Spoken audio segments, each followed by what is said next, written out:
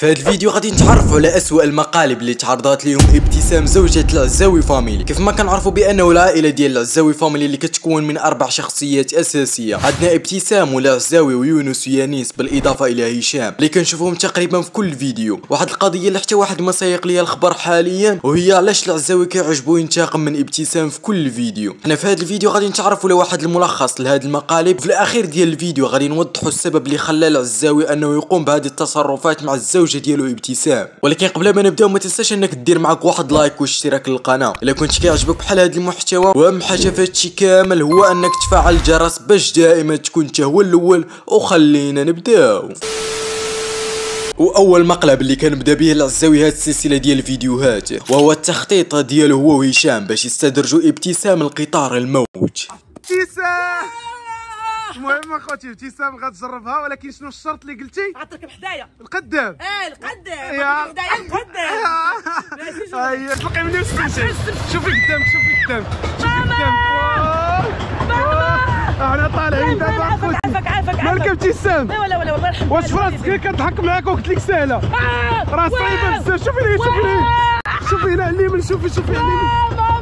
شوفي اش كيتسناك. شوفي اش كيتسناك. ولا واحد الهبطه كتسناك ابتسام. بريم شوفوا على منظر اخوتي البحر والاجواء، وهي الهبطه. 1 2 3. سكتات.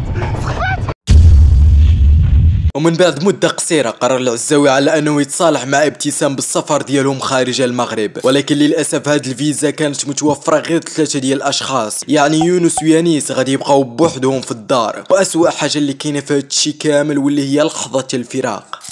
وانت كتلعبي مع الدري صافي حطيه يلاه نمشيو. غير شويه عافاك. يا اخوتي ما بغاتش تفرق مع يانيس. ناري غنزوحشو ناري. وهو كاع ما ديها فيك، باغي غير يلعب مع خوه. هو حس ما عارف والو مسكين. انا اللي عارف. حطيه صافي. ما بغاكش، هو قال لك باغي غير يلعب. يونس اش نقول لك اولدي؟ جي نوصيوك. غتهلا في خوك يانيس، ما غتحقرش عليه، غتلعب معاه، غتدي الحانوت مره. شوف الا كنتي غادي الكره ديه حتى هو يلعب معاك الكره صافي. واخا هاد الاحتفالات والاجواء والتكريمات اللي دار العزاوي الابتسام، الا انه ما تخلاش على العاده ديالو ورجع ثاني للسلسله ديال المقالب، بحيث انه كيعاود نفس الافكار اللي كيطبقهم داخل المغرب. ومن بين اكثر الامثله هادشي اللي غادي تشوف دابا. شوف كيتسنانا وابتسام مخلوعه. عرفتوا فين طلعنا الاصدقاء؟ شوفي فين طلعنا ابتسام.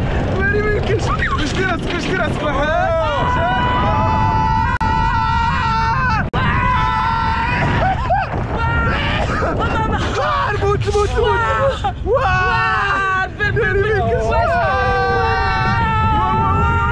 عرفتي الاصدقاء وكيبان لك بحال غطيح.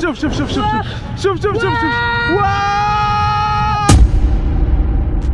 وزيد عليه حتى هاد المحتوى ديال ركوب الامواج.